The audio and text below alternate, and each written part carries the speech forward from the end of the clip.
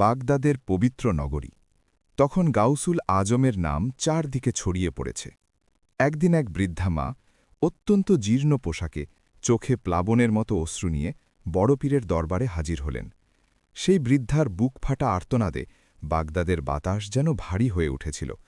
তিনি এসে গাউসে পাকের কদম মোবারকে লুটিয়ে পড়লেন। তার একমাত্র যুবক সন্তান দীর্ঘ ১২ বছর ধরে নিখোঁজ। বিয়ের এক সদাগরি কাফেলায় গিয়ে সেই যে ছেলেটি হারিয়ে গেল, আর ফিরে আসেনি। ১২টি বছর সেই মা পথের দিকে চেয়ে আছেন। প্রতি রাতে মোমবাতি জ্বালিয়ে ছেলের জন্য অপেক্ষা করেছেন। আজ তার ধৈর্য আর সইছে না। তিনি জানেন, আব্দুল কাদের জিলানী আল্লাহর এমন এক মকবুল বান্দা, যার দোয়া আরজি আল্লাহ ফিরিয়ে দেন না। বৃদ্ধা মা কাঁদতে কাঁদতে বললেন, হে আল্লাহর ওলি, আমার কলিজার টুকরো ১২ বছর আগে এক বিশাল জাহাজে করে নদী পার হচ্ছিল, কিন্তু মাঝ নদীতে এক ভয়াবহ ঘূর্ণিঝড়ে সেই জাহাজটি সলিল সমাধি হয়েছিল। সবাই বলে আমার ছেলে আর নেই, সে সাগরের মাছের খোরাক হয়ে গেছে।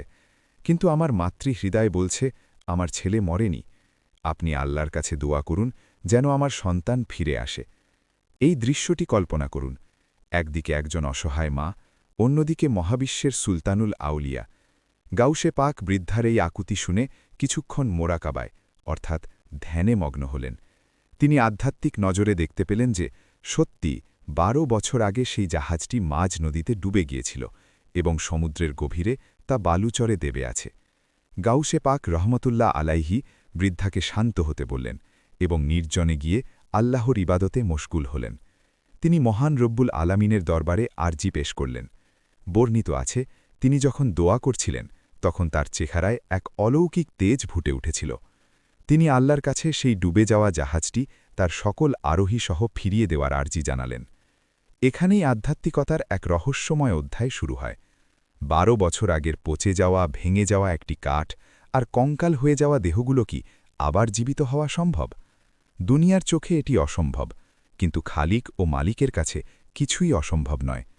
গাউসে পাক আল্লাহর কাছে এতটাই প্রিয় ছিলেন যে তার প্রতিটি নিঃশ্বাস যেন ছিল কবুলিয়াতের চাবিকাঠি। হঠাৎ করেই বাগদাদের সেই নদীর তীরের মানুষ এক অভাবনীয় দৃশ্য দেখল।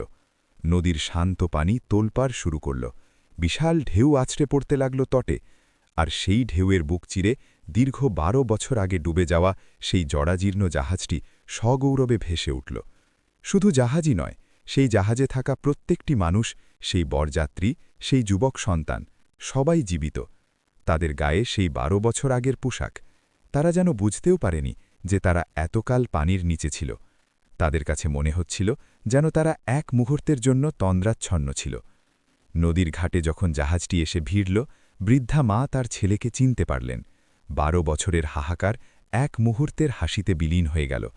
মা ও ছেলের সেই আলিঙ্গন দেখে উপস্থিত হাজার হাজার মানুষ কান্নায় ভেঙে পড়লেন। চারদিকে ধ্বনিত হতে লাগল, আল্লাহু আকবার।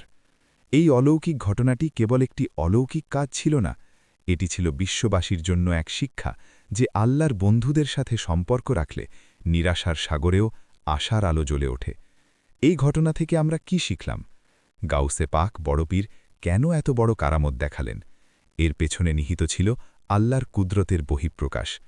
তিনি প্রমাণ করেছিলেন যে যদি কেউ আল্লাহর জন্য নিজেকে বিলীন করে দেয়, তবে আল্লাহ তাকে এমন ক্ষমতা দান করেন যা সাধারণ মানুষের কল্পনাতীত।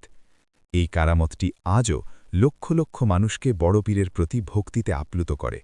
তিনি ছিলেন দাস্তগীর, অর্থাৎ বিপদে হাত বাড়িয়ে সাহায্যকারী। গাউসুল আজম বড় পীর আব্দুল কাদের জিলানী রহমতুল্লাহ আলাইহি তার সারা জীবন মানুষকে তৌহিদের দিকে ডেকেছেন। এই কিস্তি ডুবির ঘটনা আমাদের শেখায় বিপদে ধৈর্য না হারিয়ে আল্লাহর ওপর ভরসা রাখা এবং তার অলিদের উসিলা ধরা। হে দয়ালু আল্লাহ, আমাদের সেই মহান অলির আদর্শ এবং তার ভালোবাসা হৃদয়ে ধারণ করার তৌফিক দিন। আমি আব্বাস জালালি এতক্ষণ ছিলাম আপনাদের সাথে।